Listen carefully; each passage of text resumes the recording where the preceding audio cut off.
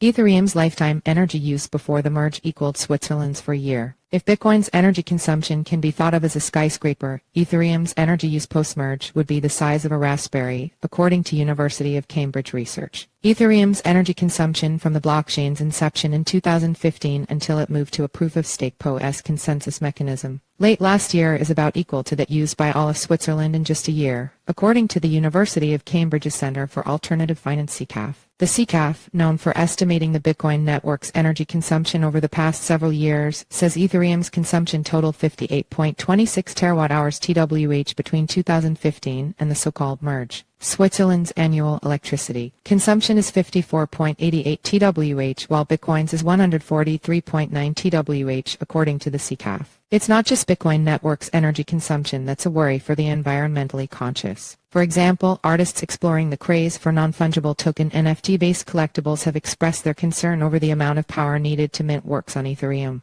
To this end, CCAF has cast its net wider and released the Cambridge Blockchain Network Sustainability Index (CBNSI), and with it an in-depth study of Ethereum's electricity use from a contemporary and historical perspective. The move to PoS reduced Ethereum's consumption by over 99%. To illustrate the impact of the change, CCAF provided a comparison with the height of some well-known edifices. If, for example, Bitcoin's energy uses, represented by Kuala Lumpur's Merdeka building, the second highest in the world at some 678.9 meters, 2,230 feet, Ethereum's previous proof-of-work PoW mining consensus system would stand at the comparable height of the London Eye, a 135-meter-high observation wheel. As a PoS power consumer, Ethereum has shrunk to the size of a raspberry, according to CCAF. Being a not-for-profit institute, the CCAF aims to provide public value, hence the creative approach to illustrating energy use, explained Alexander Neumüller, CCAF research lead for digital assets and energy consumption. If I go out on the street now and ask, hey, what is 100 terawatt-hours? What is 6 gigawatt-hours?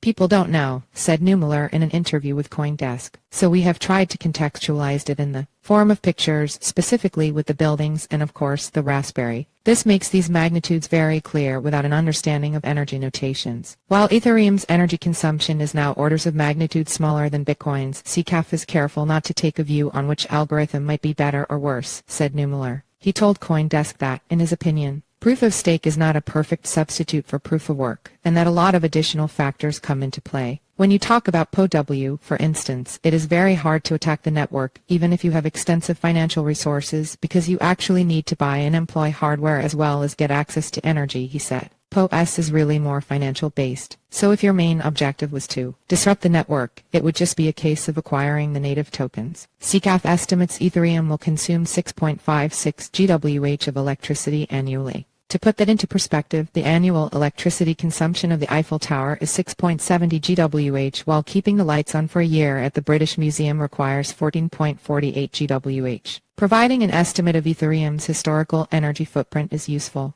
for projects that may want to start offsetting the debt, which happens to be a post-merge project underway at Consensus. This offsetting process is being addressed by a group of Web3 firms now called the Ethereum Climate Platform. We decided to look back at the 7 years of proof-of-work Ethereum, said Consensus head of partnerships Stephen Haft in an interview. We looked at our so-called historic carbon debt to see what we could do to clean up our record of emissions over these past years.